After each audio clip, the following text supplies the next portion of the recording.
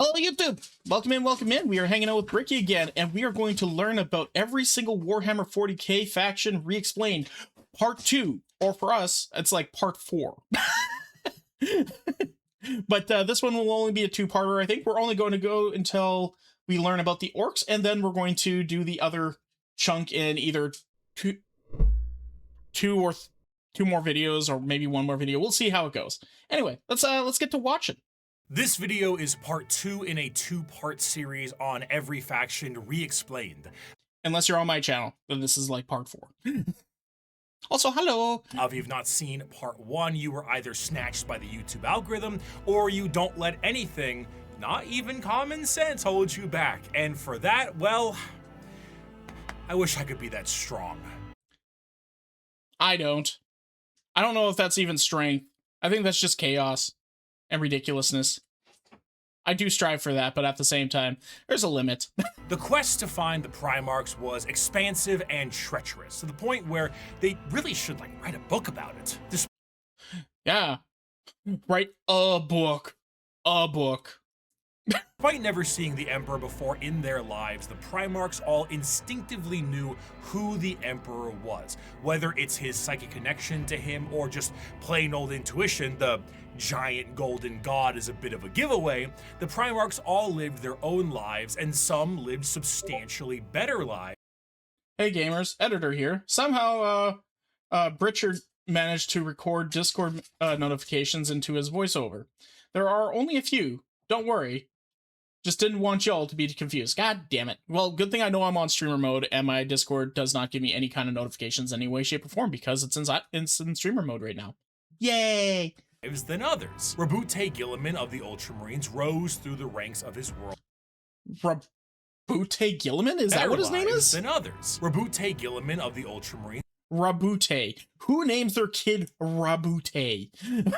Rose through the ranks of his worlds and ended up turning an entire sector into a high-functioning society, where others, like Mortarion, lived on the poisonous hellscape of Barbarous under the boot heel of his own adopted father. When the Emperor arrived, some wanted to play a little bit of catch with their dad at first, and some didn't trust the baseball bat he was carrying, and some didn't want to play at all. Eventually, one by one, the Emperor returned his sons to his side to bring them back together as one happy family.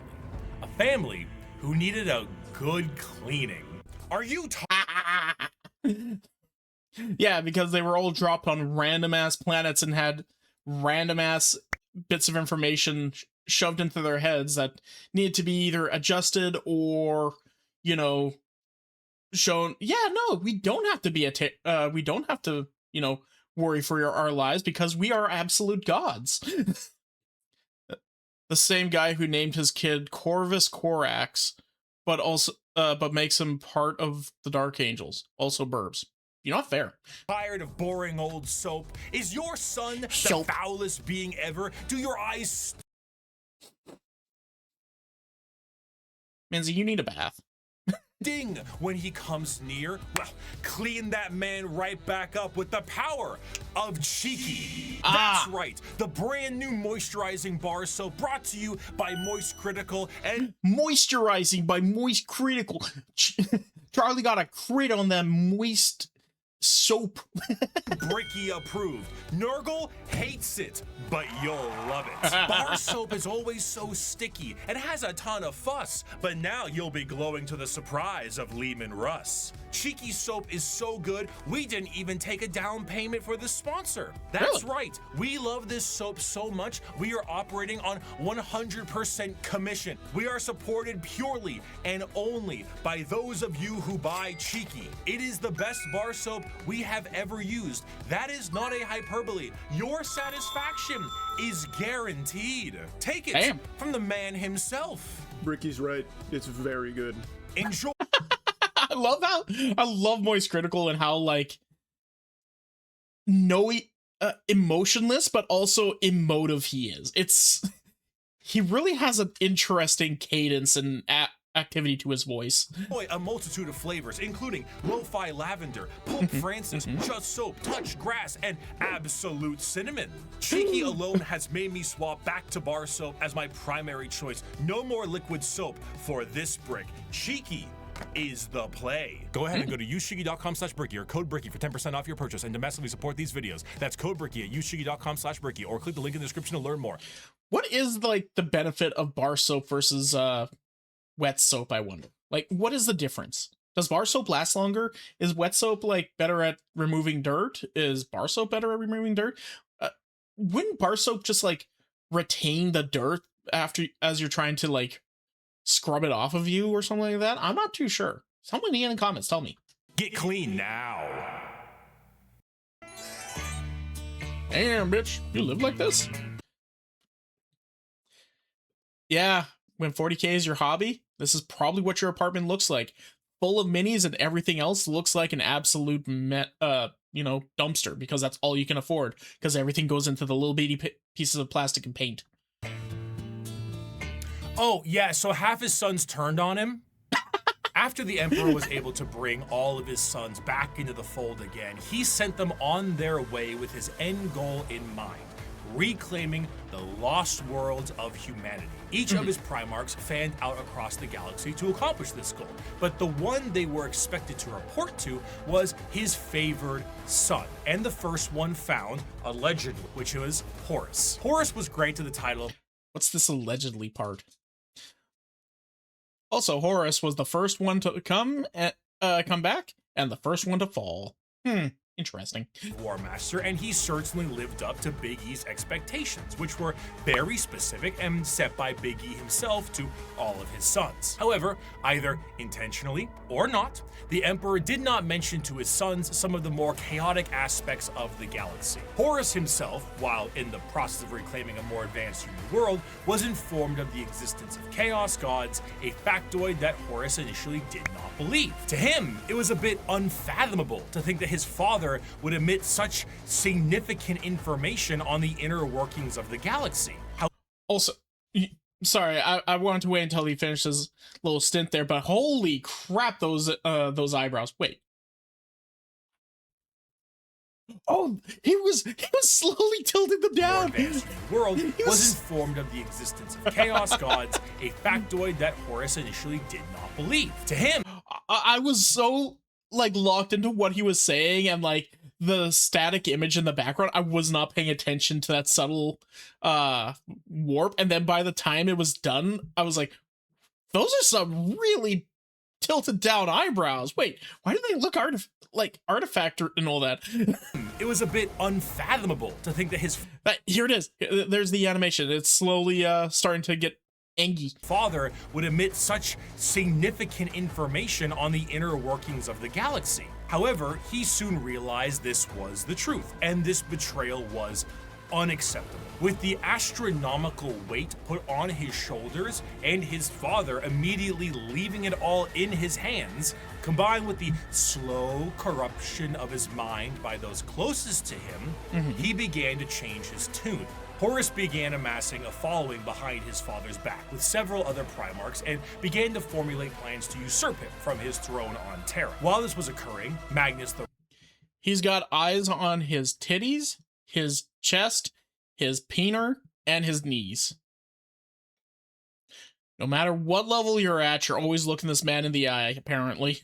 Red tried to FaceTime his dad back on Terra, and that resulted in the shattering of a protective barrier between Terra and the demons of the warp. Due to this damage, the Emperor was forced to sit on the Golden Throne to assure that it would continue to function. Ultimately, half of the Primarchs would fall to chaos, and the remaining half would fight back viciously against their brothers. Horus eventually gained the upper hand and arrived in orbit above Terra itself, and after antagonizing his father enough, the Emperor temporarily removed himself from the throne, strategically putting his old friend there as a seat warmer, and went who probably is going to get nuked because he's probably not anywhere near strong enough to confront Horus himself on the Vengeful Spirit, his flagship. The Emperor faced down his son, and after a heated battle and 64 novels, the Emperor managed to obliterate Eyes are a common Sinch look. Oh, wait, was it Sinch that corrupted Horus? Horus on a subatomic level, but not before his favorite son was able to mortally wound the Emperor. As the dust settled and the traitors fled from Terra, the Emperor's body was dragged back onto the Golden Throne, where it sits permanently to assure that it continues to function. A corpse forced to constantly hold back the horrors of the warp and guide humanity with his pale light. And that light is flickering. From there, the remaining members of the traitors to the Emperor fled to their respective safe havens. These are the veterans of the Long War, the spiteful, and to them, the wronged. Those who would let the galaxy burn if it means the Imperium gets caught in the flames. Oh, I thought you were talking about Magnus. Oh, no. I was talking about Horus. He had a bunch of eyes on him. The fact he even lasted as long as he did shows how amazing Malcador is. You know what? Fair. Erebus is the one who stabbed Horus and caused the whole mess, really. But yeah, all four gods worked on helping Horus fall. Okay. These are the Chaos Space Marines! The edgy boys. The very edgy boys. Like, there's a lot of edgy boys in this universe. But, like, Chaos Space Marines might be the edgiest in a way. And what are the achievements of your fragile Imperium? It is a corpse rotting slowly from within while maggots writhe in its belly. It was built with the toil of heroes and giants, and now it is inhabited by frightened weaklings to whom the glories of those times are half-forgotten legends. I have forgotten nothing, and my wisdom has expanded far beyond mere mortal frailties. You're a Reddit mod.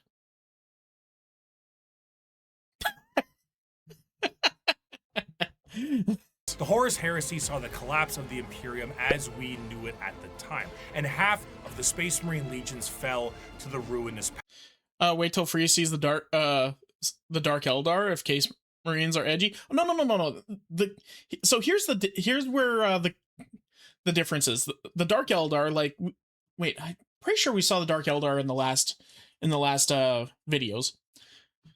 There's so much information. Sometimes it's hard to really, like, remind myself exactly where it is. But the Dark Eldar, right?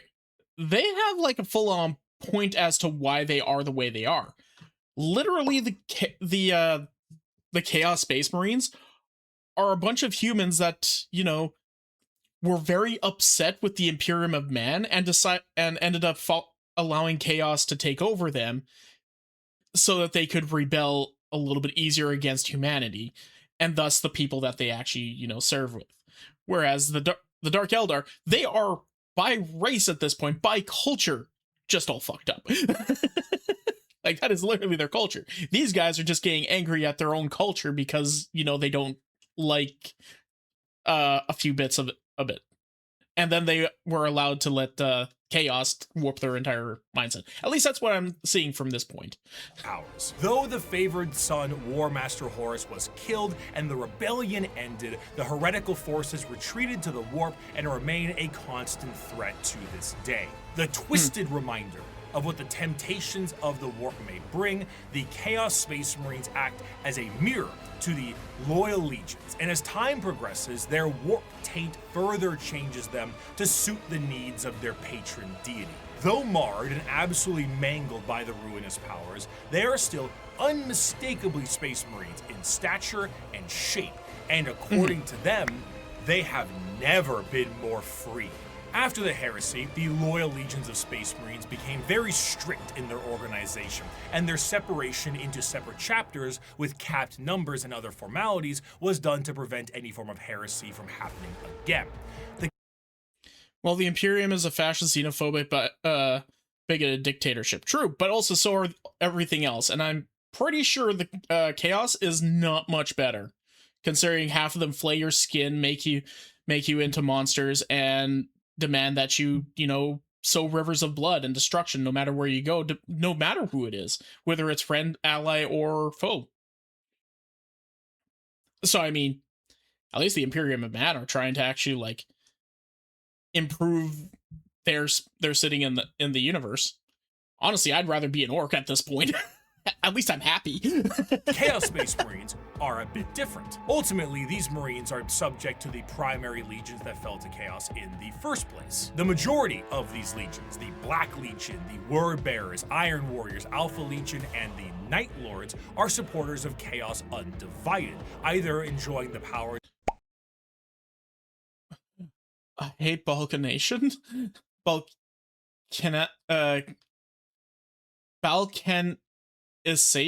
Balkanization? Wait, what? Biggest thing with Chaos, the Imperium is such a horrid place to actually live in that even the flesh-flaying cults seem easier to deal with. I suppose so. Of all Chaos gods, or sometimes shunning them altogether. But a few of them follow a very specific Chaos god.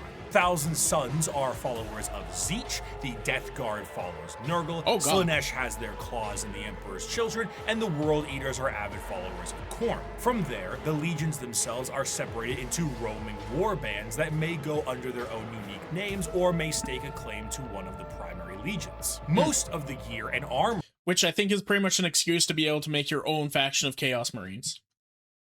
Of a Chaos Space Marine remains the same, but stylistically it changes quite a bit to reflect the intention of the Legion or their patron god. The Death Guard's armor has become rotted and full of gaping mouths and plague-filled boils. The World Eater's sharp and violent armor reflects their blood. And they look probably the closest to how a normal Space Marine would normally look. Just a little bit more demonic in a way, and more red. Depending on the faction, I guess. Thirst and the chaotic noise of the Emperor's Children armor, nipple rings included, pleases Slaanesh greatly. Due to the taint of Chaos, the armor itself becomes less about plating and more about a new skin for any given Chaos Space Marine. Though the Chaos Space Marines have no true fear of death or numbers diminishing, there are still major recruitment efforts for their legions. However, the conscription of these recruits is a lot. Oh yeah, just because, you know, you're basically undying and unkillable at that point, just doesn't mean that you're an indestructible force. You can still get overrun.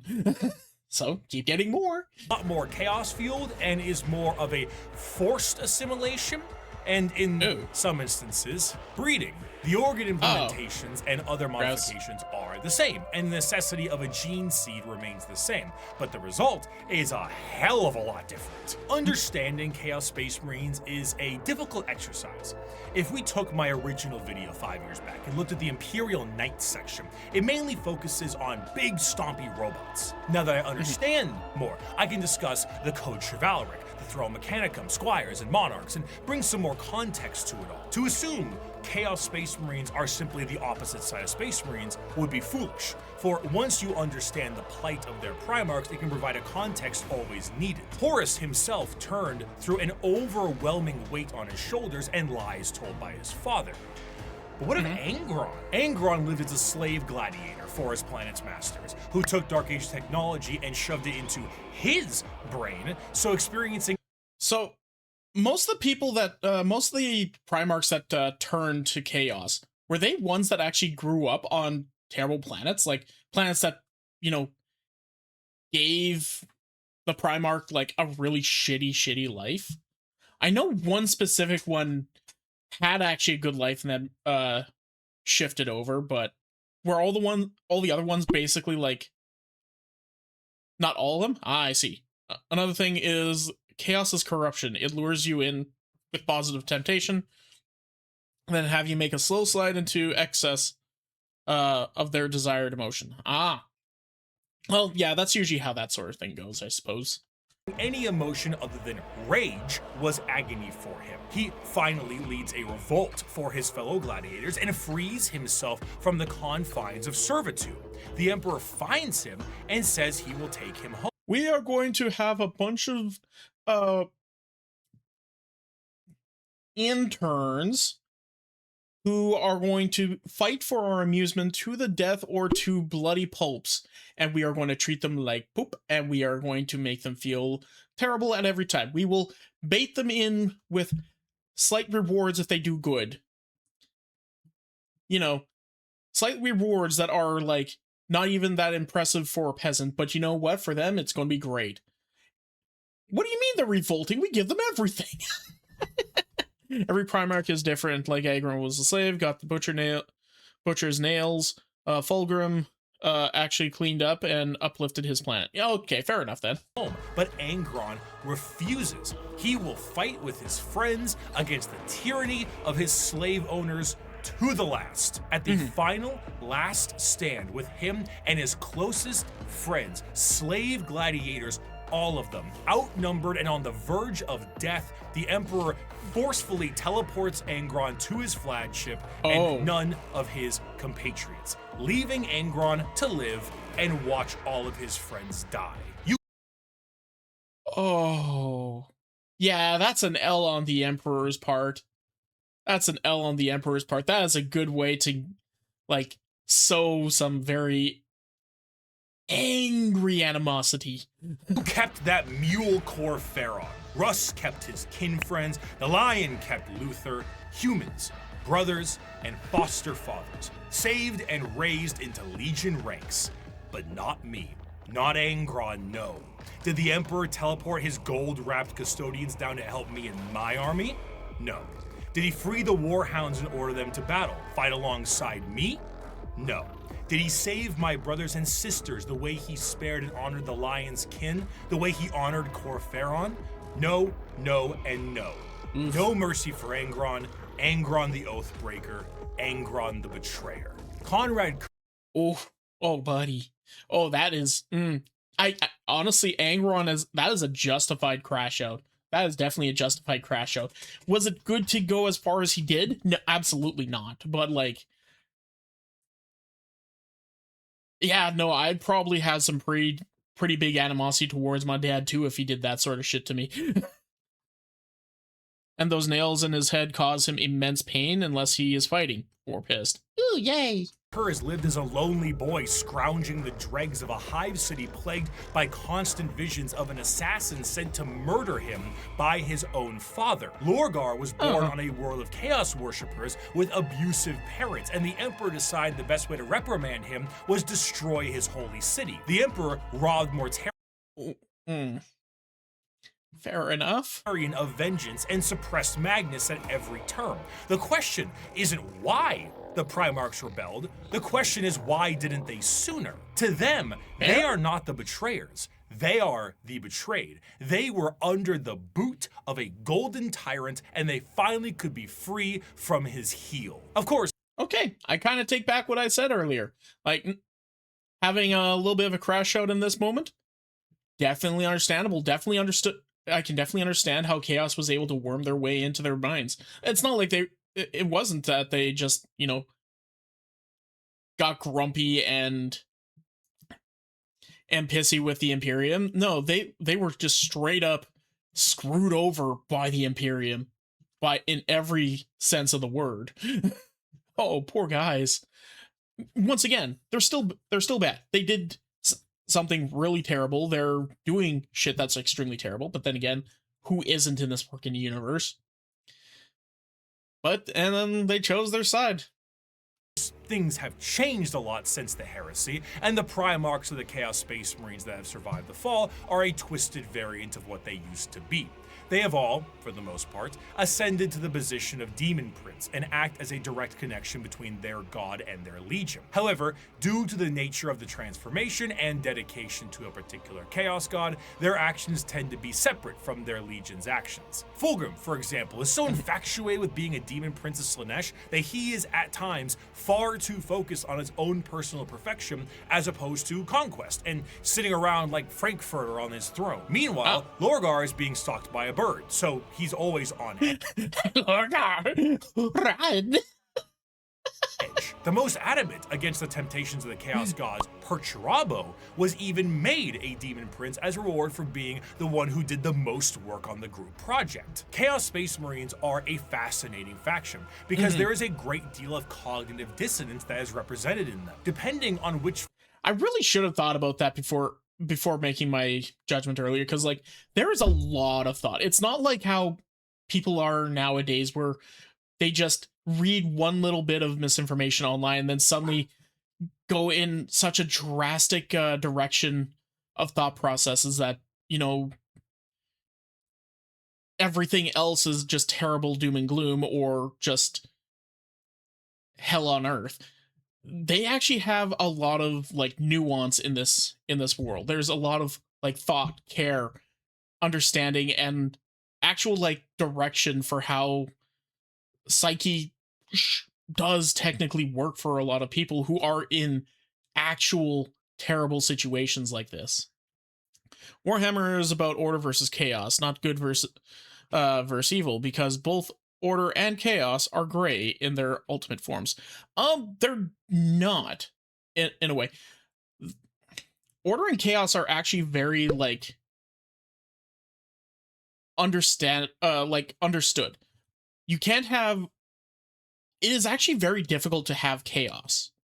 In a lot of ways, chaos is the absence of rule. It's the absence of law. It's the absence of anything that makes actual sense. Whereas order is the absence of, random. You have to have, like, it's all structure, it's all direction, it's all planned.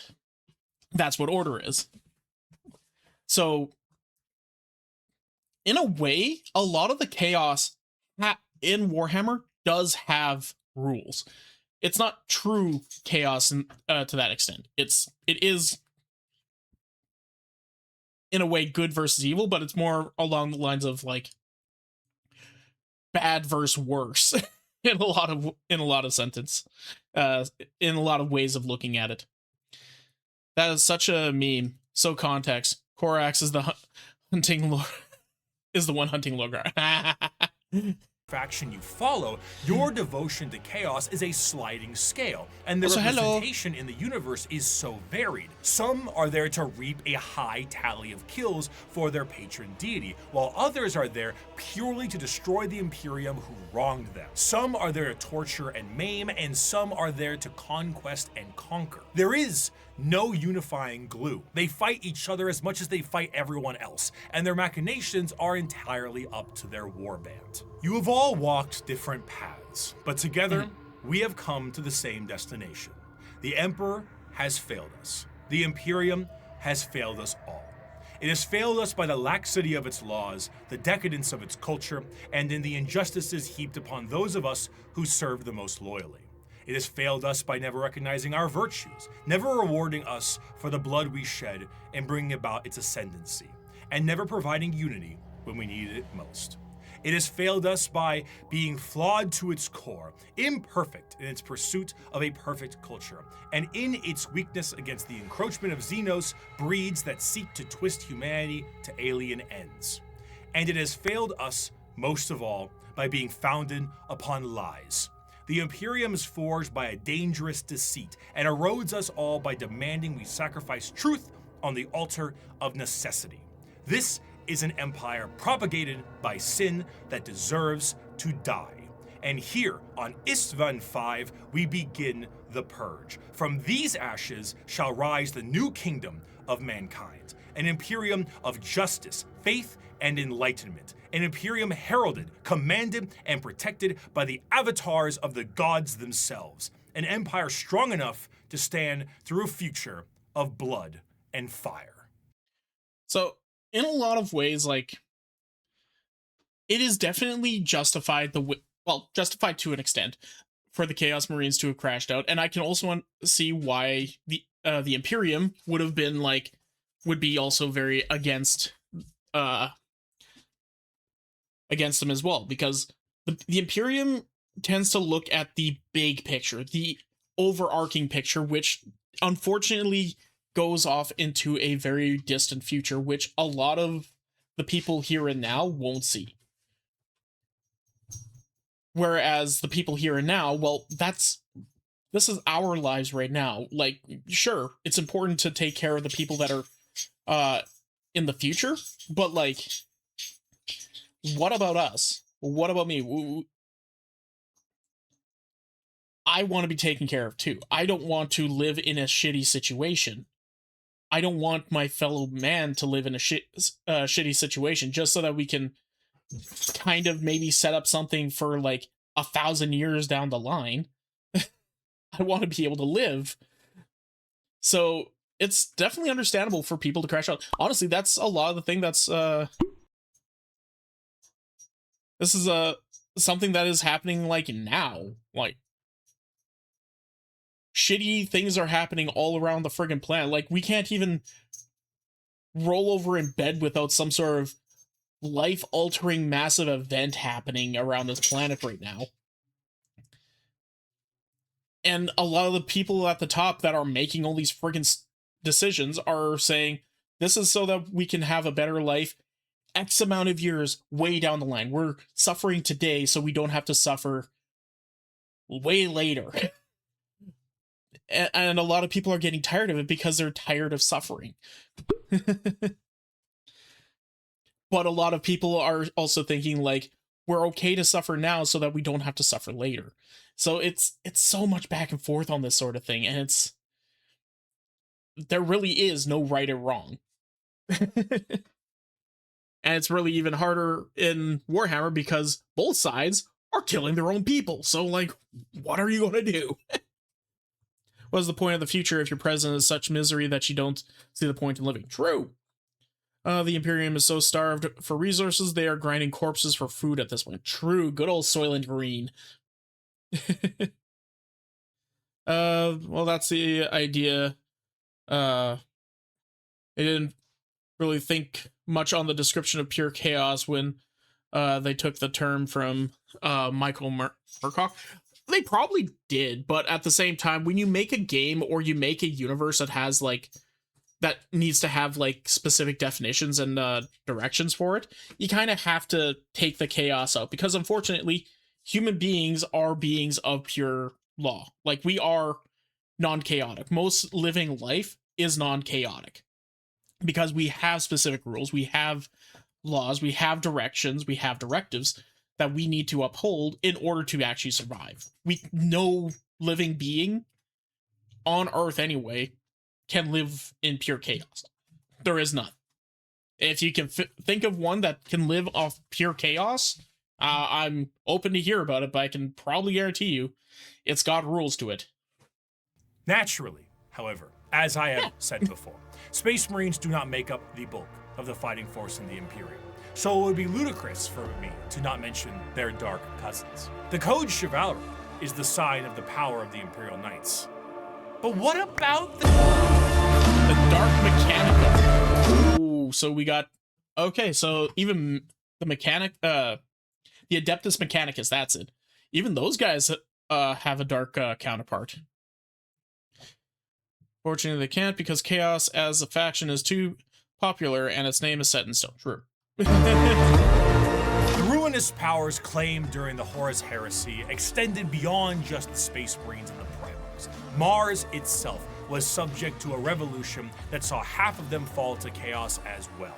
And some of the once loyal knight houses saw themselves swearing fealty to the dark gods. The falling of these factions allows for the war machine of chaos to continue uninterrupted and to have firepower equal to that of the Imperium itself. The Dark Mechanicum, as the name suggests, is the chaos-affiliated branch of the Mechanicus, and have a lot more free reign, much like the freedoms of the Chaos Space Marines. The seeds of the Dark Mechanicum were planted fairly early due to some of the Mechanicum not really seeing the Emperor as the Omnissiah immediately, and well, I can understand that, considering, like,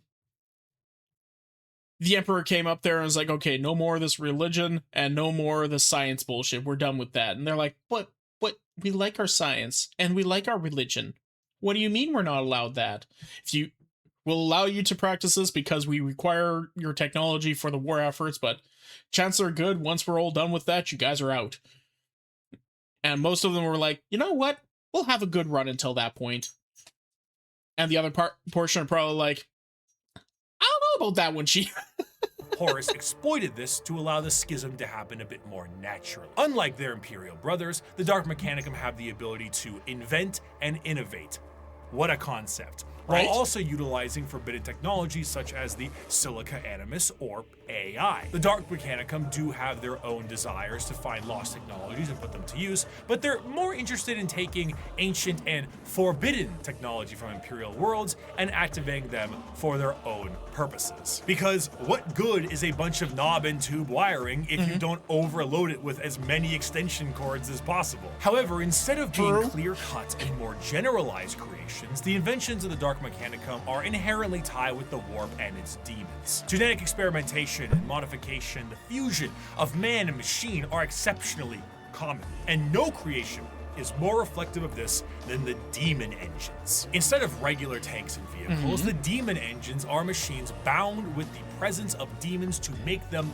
living war machines. Oh. Unlike the vehicles of the Imperium, where a Mechanicus priest may be there to aid in its repair, a warpsmith sorcerer is there to essentially repair and irritate the demon engine so that it can be a more effective killing machine. In certain They're just there in order to piss the thing off more so it can go and make more murder happen. Actually, funny enough, most of the Mechanicus is more divided, more of a divide on logical fallacies. Well, yeah, they're a logical race in a way. Well, they're a logical group, I suppose. factions, like the bitter and siege-loving Iron Warriors, they will lure demons with the promise of glory and easy bloodletting, only to then forcibly trap them into these demonic engines to use as weapons of war against the Imperium. Hey, corn demon. Yeah, you there. You want more blood? You want a really good weapon? I got one for you. You just have to come over here and just look into this little box really quick. Get your fucking ass in there. Just start shoving them in there.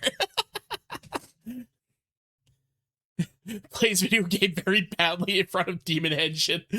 Hey guys, hey Demon Engine, check this out. I found this fun game. It's called Tetris. Oh, I lost. Let me try it again. Oh, I lost again. Let's do it again. It's like, will you stop it?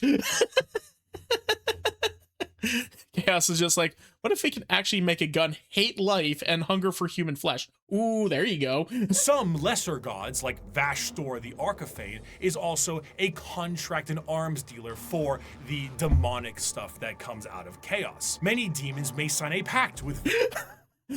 I found this game called Cuphead. We're giving it a really the tutorial is impossible to beat, so we're going to give it a really bad score because of that. It's like, did you not read the it's literally on the screen. What do you mean? What do you mean you're not able to beat the tutorial? What is wrong with you? Why are you even reviewing this game? What are you doing? No, stop it. They go on a murder spree. Vashtor is new, by the way. Oh, neat. Vashtor in the soul forges of the warp, and in doing so are given the weapons of war to kill as much as they can.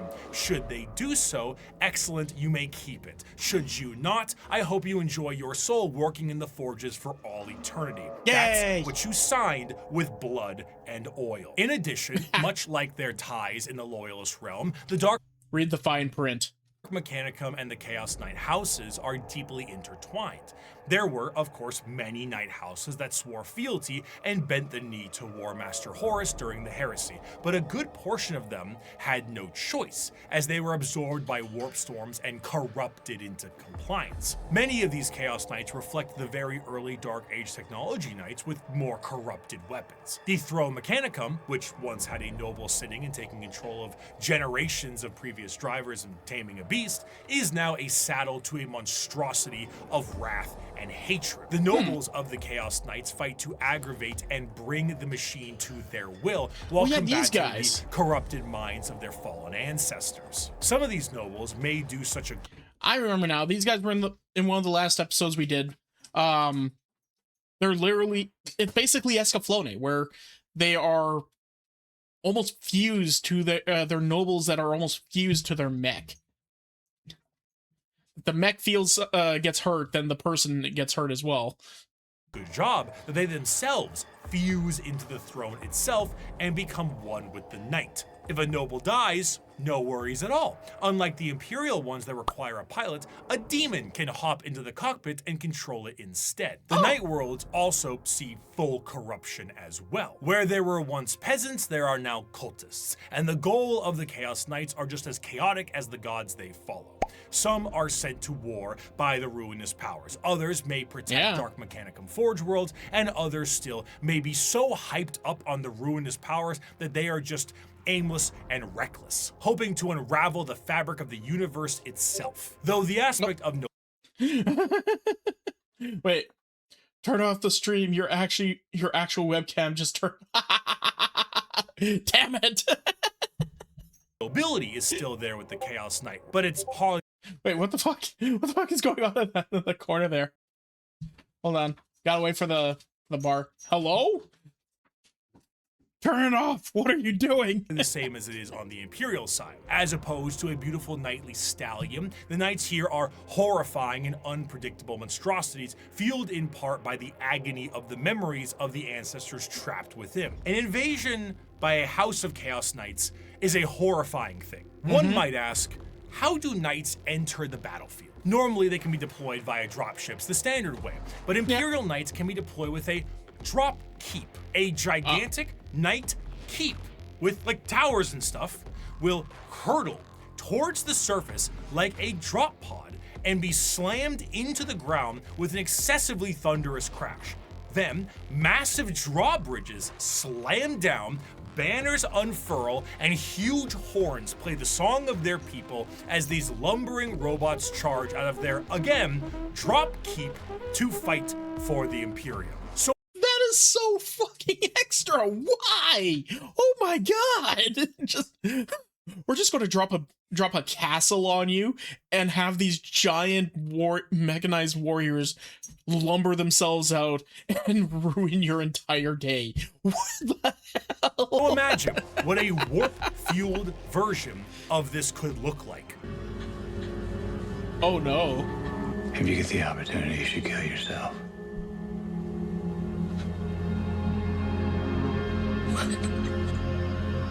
Chaos Knights have such a presence.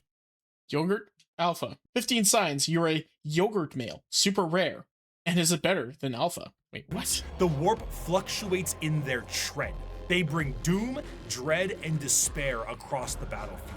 Warp storms occur overhead, and psychic phenomenon cling to them. A Chaos Knight will arrive either in some warp-debased platform, or perhaps a portal itself, or climb out of a pool of blood. As the air gets heavy, the enemy feels a crippling sense of paranoia, and the sky begins to rain blood, acid, and God knows what else. Jesus. The horrors of the warp have resulted in a dramatic change in technology in the favor of their forces. Though in practice, it is a horror beyond comprehension, their baseline desires don't seem that radical on paper. They are creative builders, working to innovate and improve technology while utilizing anything they can to accomplish their STEM goals. Looking at the dark forces of chaos and the Emperor now on his golden throne, humanity is fractured. The Emperor himself is the guiding light for warp travel for humanity, and in being that exists as a beacon for the entire species. Without him, things would get somehow worse. Therefore, he needs his protectors. Where a Thunder Warrior wasn't enough for his armies, and half of his Space Marines turned traitor, the Emperor's personal bodyguards are something else entirely. They are not the fallible Astartes, nor are they a nightmarish concoction of organs and indoctrination. They are built and gene-crafted, with science bordering on magic. They number 10,000 strong, and each of them is a hero. They are the Adeptus Custodes. The Pillar Men from JoJo's Bizarre Adventure. Rare is the battle where an Emperor's custodians outnumber. Anybody seen the Constant Valdor? Anybody seen the fucking Angron? I got some shit to say. Our foes. We are ever beset, surrounded upon all sides by heresy and foulness, just as is Terra itself. Yet, like the throne world, we stand resolute, indefatigable, indomitable. Let the enemy come. Let them darken the horizon with their numbers. Gross. Still, we will prevail. Though the Emperor sits rotting on the golden throne, his talons remain sharp. The talons of the Emperor was the name given to the most elite forces at his disposal. The left hand of his talons comes in the form of the Sisters of Silence, psychic blanks that scour the galaxy to claim souls, to fuel the Astronomicon in the form of the Great Tithe. 1,000 I like your tattoo. Just this big two-headed eagle on her head.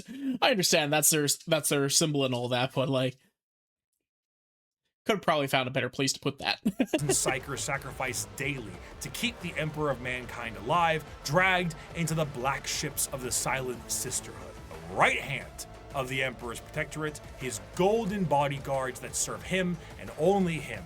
These are the Custodians. While the members of the Space Marines went out to take back the galaxy, the Legio Custodes stood back and kept a close watch over the Emperor himself. The Custodes are, in a sense, similar to Space Marines in that they are genetically modified super soldiers clad in power armor, but that is where the similarities stop. Before we get away from that picture there, like, once again, I keep on having to harp on this, but like, not harp, but like, glaze this series for this. The art is so fucking beautiful. Like, holy Christ, there's so much detail, so much going on. Like, there are probably like actual points to every single line and every single bit of detail on this character. All this filigree, all these like symbols, all these specific jewels, right down to like the color choices of just pure gold and red, and I mean that just signifies royalty and all that. To even like the filigree on the gun, like it all has like a friggin' point, and it looks so cool.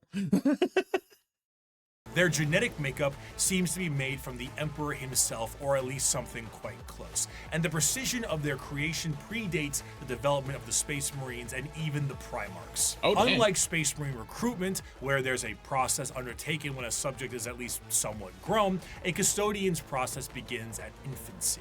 The methods in which they are made are a secret, but what is known is that at the very beginning, each Custodian was made by the Emperor himself. Regardless of the bioalchemical process, the process is exceptionally long and grueling, and only a handful of selected aspirants make it to the end. Those that do...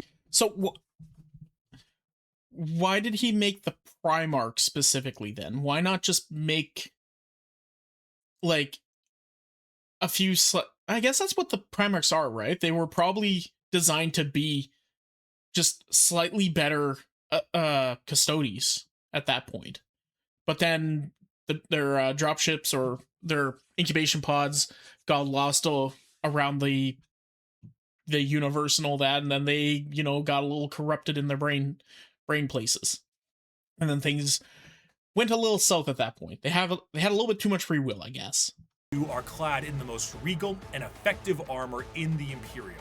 Commonly, a Custodian is seen carrying a Guardian Spear, an utterly yoked up version of the stabs the Praetorian Guards of the Emperor in Star Wars had. They are also clad with specific shields and blades, but the most interesting thing with all of their gear is that due to the meticulous and dedicated maintenance and preservation of their armor and gear, these items are the same ones they used 10,000 years ago. The Custodians do not age biologically, so some of the veterans in the Guard may be several thousand years old.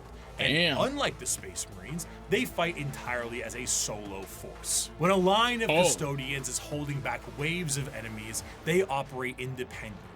There are no battle formations, there are no squad tactics. Each Custodian is the main character, trailed by serfs and servitors, tasked entirely to reload their weapons. They fight with a singular purpose, if not action. Groups of Custodians will dispatch enemy after enemy, their spears coming within inches of each other, but never close enough for a killing blow. Their strikes are intentionally defensive, allowing their opponents to attack 1 to 2 times before parrying and ending their lives. Each strike deflected is an opportunity to know their enemy more and learn from their patterns. They are truly the Emperor's bodyguards, masters of close combat, enemy knowledge, and reactions measured in milliseconds. Though the Damn. So a space marine, like a few space marines, is the equivalent of a massive army. One of these guys is the equivalent of to an army of space marines. Okay. So then is a Primarch like kind of considered like the equivalent of a small army of these guys? Is that kind of like how it goes? Or could like a few Custodes actually take down a Primarch easily? Or even one Custode? Like, what's the power scaling on this? Custodians are a part of the Adeptus Terra. The members of the Guard only answer to their own leadership and the Emperor himself.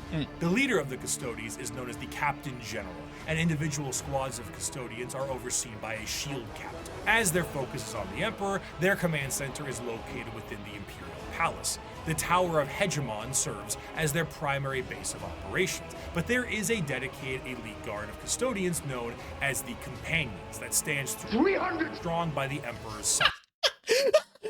I'm so like locked into what he's saying. Like actually like, oh my god, there's so much happening, and then suddenly just Custodians known as the Companions that stands 300 strong and then just 300 by the Emperor's side.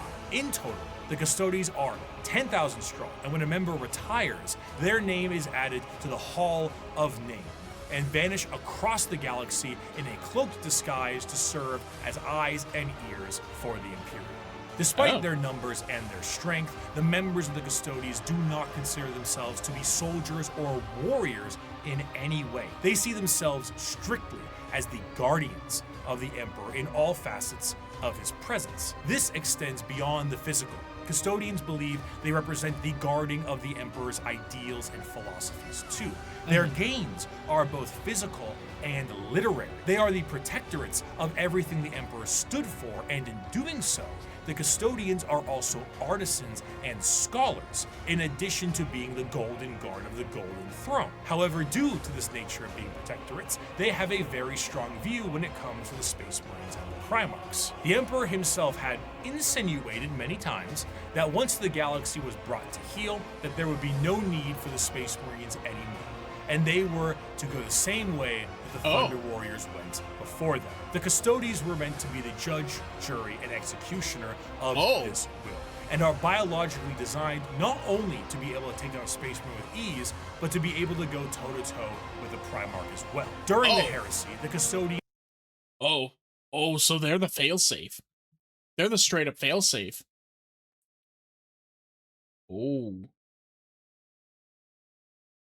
So even the Space Marines were supposed to be, culled once.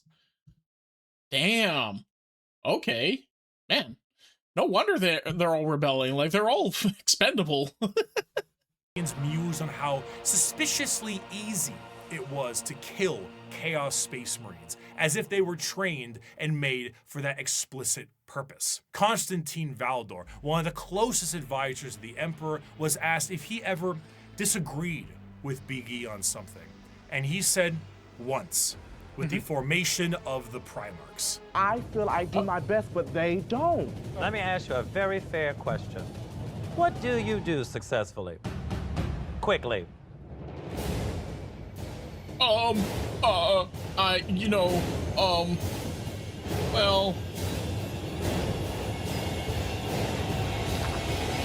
I hate that every time we're in Untucked, the conversations are about me. And that's what I'm saying. Like, for the Emperor to be the way he is, like, he's so about like looking hundreds of thousands of years into the future and very rarely focusing on the here and now and all that. You would think he probably would have seen if he made the Primarchs and something bad would have happened and all that, and maybe, they have a higher chance to just rebel on him, right? Man, it is interesting. Especially since he has the Adeptus Custodes. Why would he need the Primarchs at that point? besides the trained distrust for Space Marines, the Custodians also have evidence for their distrust. The Horus Heresy saw half of the chapters fall to chaos and turn traitor against the Emperor. In the mind of a Custodian, The fact that half of the Space Marines fell before means that the other half can fall with ease. They are fully capable of wiping out literally any force put against them, and in a sense are the final representation of the golden age of terror. However, they are forced to stand in silent and blind service to the Emperor and to the ill of the Imperium. And they, for 10,000 years, have stood vigil over the Imperium and have watched its rise and fall with the inability to do anything about it. While they do go out and fight some battles here and there, at the end of the day, the vastness of the Imperium means that the closest advisors to the Emperor himself are powerless to make any change. But goddamn, can they kill a Space Marine? For 100 years, I stood my watch amidst the somber shadows of the Sanctum Imperialis. I was still as a statue, but always ready, always attuned to dangers unseen. Days, months, years passed by in a frenzied blur beyond those walls, yet within, little moved and nothing changed. For 100 years, I did not but wait, yet had any threat appeared, I would have struck it down in a heartbeat. For 100 years, I stood my watch, and as it ends, I can tell you this: patience is a weapon. Of course, a threat directly to Terra itself would appear to be something foolish. It's in the deepest parts of Imperial space and is one of the most defended bastions in the galaxy. You'd truly have to be foolhardy or insane to think that you can take on Terra itself. However, one faction certainly got close. I mean, I think there's a few factions that probably got pretty close to doing it, but let's hear them out. Let's hear them out. In the dark ages of the stars and in a river of misery, there is one faction having a cracking old time. The boys! Are we going to hear about my goats, my boys, my favorites? Galaxy sees them as savages, yet they have already figured out the questions of the universe. Their numbers are uncountable, their technology incomprehensible, and yet their violence is so very green. I am, of course, talking about the orcs. The orcs are the pinnacle of creation. For them, the great struggle is won. They have evolved a society which knows no stress or angst. Who are we to judge them? We Eldar who have failed, or the humans on the road to ruin in their turn? And why? Because we saw answers to questions that an orc wouldn't even bother to ask. We see a culture that is strong and despise it as crude. During the war in heaven... That's amazing. They're just so simple and happy that we kind of hate them for it because we are so complex and miserable. The old ones were doing their best to spawn as many combatants to their cause as possible by seeding the galaxy in a specialized sense. The Eldar were made to be a precise and tactical species to fight off the Catan and the Necrons, but another prominent species was made by them as well. The Krork were warriors clad in ornate armor with more dangerous weaponry. However, things changed, and these warriors changed, and the Krork are no more. They are now known as the boys, the lads, the mates, the orcs. An orc in 40K looks like an orc in most other fantasy media. Hulking, warlike monstrosities with and very green big teeth and worse attitudes. However, unlike the more Tolkien-esque forms of these creatures, the devastating nature of the orcs is in their biology. Unlike most species in the galaxy, the orcs are actually a type of fungus. This fungus itself comes in various forms. The small goblin-like Gretchen and Snotlings are a part of this fungus. Snotlings? System as well, and also the squigs, which can be used for basically anything. But regardless of what is a part of the fungal system, all of them are born from spores that land on the ground and grow. As they travel around the galaxy, they drop spores literally everywhere, and then an orc dies, and they drop tons of fungal spores that allows for their numbers to be replenished over a period of time. Because Wait. So there was a video I watched just a little bit ago. It was the what was it called? It's a dungeon dev video on the I think they're called Gorbos. Let me just double check that. Beep. Sorry, just the Gorbel. Dungeon Dad video on the Gorbels, right? And the way those guys reproduce is that they are basically little balloons that explode when you kill them. And when they explode, they shoot a whole bunch of like these little spores around, which grow into more Gorbels within a week or so. Orcs do the same thing? They reproduce asexually upon death? Oh my god, they're really unkillable. Okay. Because of this, orcs are not only extremely prominent across the galaxy, but they are exceptionally resilient due to their growing cycle. Even if one orc lands on a planet, it will be nearly impossible to get rid of all of the orc presence unless the planet itself is completely destroyed. And even then, they might find a way to survive. The spore just needs to hit an asteroid or something. I found out apparently the whole like orcs throwing asteroids at people is literally how some of the orc groups actually like use their dropships. They hollow out asteroids, jump in, and then throw them at a building. Nature, orcs don't really stop growing. And the more long-lived an orc is, the bigger they get. And the more an orc fights, the bigger they get. They're crocodiles. That's, the more they fight, the longer they live. Oh my god. So a real veteran is a giant. Of course, since they're constantly getting into scraps, an orc's lifespan isn't necessarily that long, so the bigger orcs are harder to find. Though alongside this, however, they are a tribe-based species that is comprised of warbands, and the biggest and the strongest orc leads the warband known as the war boss. At the bottom end of the orc tribal system are the Gretchens and the Snotlings. These members act as the servants and slaves of the orcs, and sometimes their actual ammunition, despite being a bit smarter and more hold on one second. Alright, back to the video.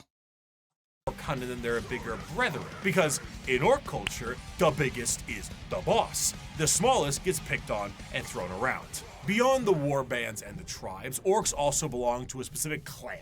Tribes constantly shatter and rebuild, but the clans do not. They are, in a sense, a psychological state of being for any given orc, and gives an orc their specific character and traits. And to make things easier, these clans are also color-coded, so that's very easy to tell what orc does what. Though there are many clans out there, 6 of them are the most prominent and well-known. The Bad Moons are essentially the merchants and have a lot of money because their currency is teeth, and they grow teeth faster than any others. The Oh, that's right. I forgot that they use teeth as their currency for orcs. Like,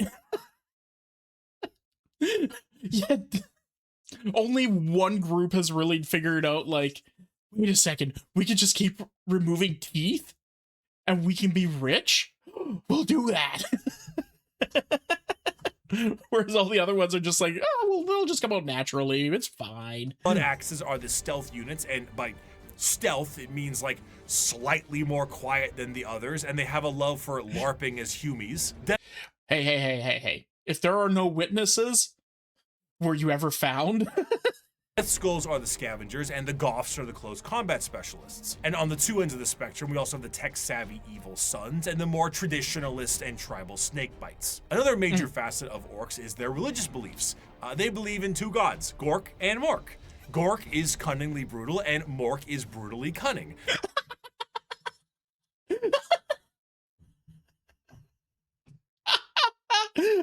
Gork and Mork, they're both the same, but also different. I love that. The difference between them, according to orcs, is that Mork hits you when you aren't looking, and Gork hits you when you are. There's a lot of confusion as to which one is which, and this results in a lot of infighting. In others, the Chad Gork, the Chad Mork, is not Gork. Cunningly brutal, brutally cunning. species, this would be considered a sort of religious conflict, but for the orcs, it's just another excuse to fight. I have a quote here, but I don't really do a good orc voice, so I'm going to get my co-host of That's Ridiculous to read this one, and I'll try to lip sync it. Oh, wonderful. Oh, he's more cunning in a grot and more killing than a dread. The boys that follow me can't be beat. On Pisana. You're doing a fantastic job. This is amazing. We jumped the Marine boys, and our boss pose was covered in the helmets we took from the dead-ends.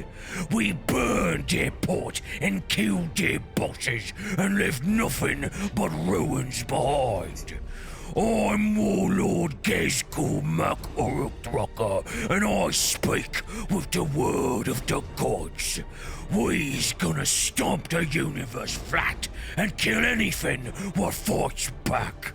We's gonna do this 'cause we're orcs, and we was made to fight and win. Also, that name, Grazgakul Maguruk Thraka, that's a name. Listen, if I had the two neurons of an orc, I probably would not go for a name that long. I would have to spend like 5 months saying nothing but my name just to try and like understand how to even say the damn thing. It's because this fucking sounds terrible. Fighting is the biggest aspect of orc culture, and it's essentially their life. I love them. They're all a bunch of little pirates. We summoning something with them words. Purpose. They are genetically hardwired to get into battles and scraps with enemies that can feel pain. The more they fight, the bigger they get. This, combined with them getting bigger over time, means that some of the biggest and baddest orcs of all time have been notably gigantic. The Beast, as he was known, was about the size of an Imperial Knight. If an orc runs out of other enemies to fight, they will immediately start infighting to scratch the battle itch. For example, in The Warp, a planet exists where a band of orcs are in a constant state of war and battle, and have been for an improbably long amount of time, strictly because how much Korn enjoys himself watching it.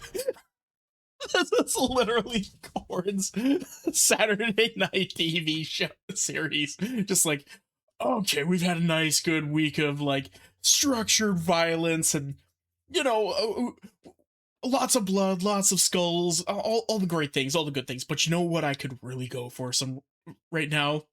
The All-Orc TV. Let's go check out the planet, guys. What are they? Oh my god, they're throwing each other now. This is amazing. For some, being trapped in a perpetual war planet for all eternity would be a fate worse than death. But to the boys, this is heaven. This is literally Six Flags with Disney World with no lines. In the event of a particularly big battle, a massive amount of tribes and warbands will unite under what is known as the WAAAAAHHHH. The concept of a WAAAAAAHHH covers a few bases. The first is the group aspect of the massive green tidal wave of orcs fighting for the same cause, the cause being the second base. But the most prominent aspect of the WAAAAAAHHH is the psychic aspect of it. Remember how the old ones made the Eldar and all the Eldar are psychic? Well, the orcs are too, kinda, but just not as much. Only a little bit of it. And they often don't know how to use it and frankly don't care. But a huge gathering of orcs. Can we smash with psychic? Oh, I mean, if you have enough of it, do I have enough of it? No, then do I care about it? Trick question, I don't. Smash.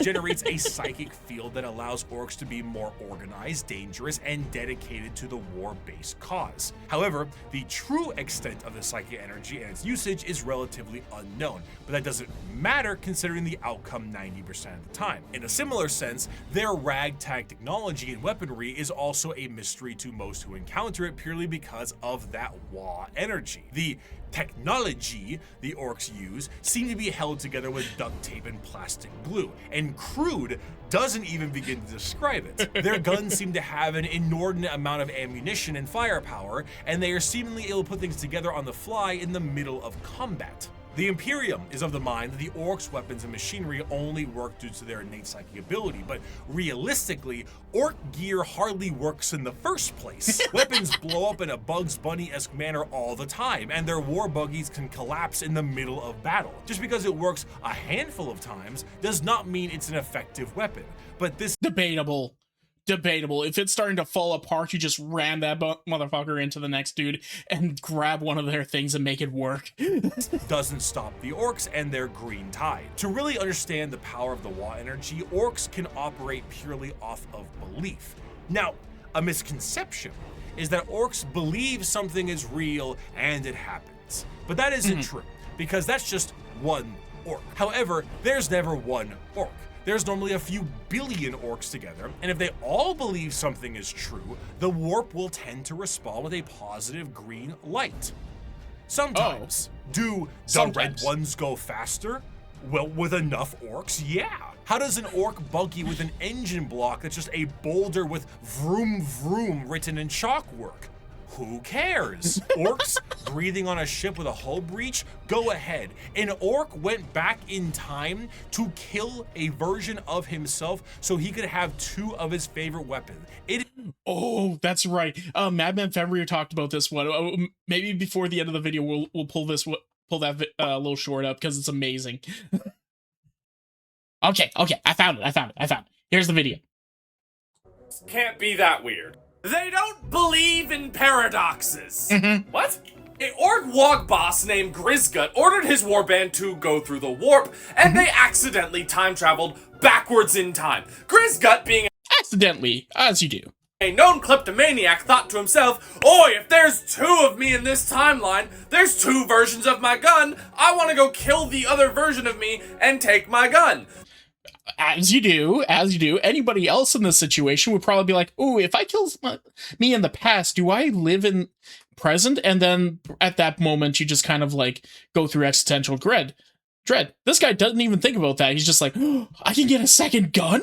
The problem is, in any other sci-fi format, this would cause a time paradox. However, because orcs don't believe or just literally are too stupid to comprehend how a time paradox works, the mass collective psychic energy of the orcs, not understanding the time paradox, basically gaslit reality into not having a time paradox happen when they went back to the present.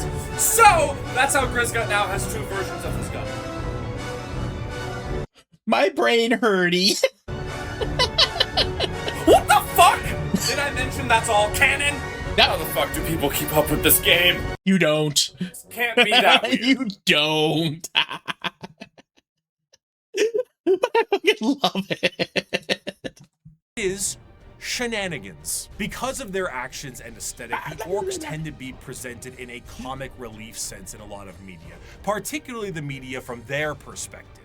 They are bumbling and loud and goofy British football hooligans, and they say silly things and act in silly ways. But to the citizens of the Imperium, the orcs are far from funny. They are violent and irrational creatures that take humans for punching bags, slaves, or ultimately dinner. Yeah. They have no moral compass and are violent and brutal killers that know nothing else. They are, In a way, based on my definition earlier of chaos, orcs might be the closest thing to true chaos in Warhammer 40K than even the gods of chaos. Which is just amazing if you think about it, right? Like, they have rules, but they break them all the friggin' time. They have like an actual direction, but they break them all the time. There's only one rule that actually matters to them, and it's punch something in the face. Also, Mordaka. Hello. genetically designed to be a violent species that was capable of beating back the Necrons and the Catan. And if the orcs were ever able to unify under one banner, they would be utterly unstoppable. However, due to their aggressive nature, their organizational skills are non-existent, and they tend to just beat each other up for the fun of it. All that exists in the mind of an orc is fighting, and nothing else. If they wipe out their enemies, they will inevitably wipe themselves out as well. They are a brutal Ouroboros doomed to an endless war cycle, but to an orc, why does it matter? If they fight and they win, they win. If they fight and they die, it was a good fight. Now that the Xenos armies are growing in strength and more are threatening the safety of the Imperium, they need to bring new methods in order to handle what they are currently facing. The Emperor is on the Golden Throne. Half the Space Marines are traitor, and they are beset from enemies within and without. So now the Lords on Terra must prepare for anything possible, and sometimes the impossible. For that, they take to the stars to explore and expand. They recruit assassins for priority eliminations, they train a galactic police force and a secret police to root out any and all heresy.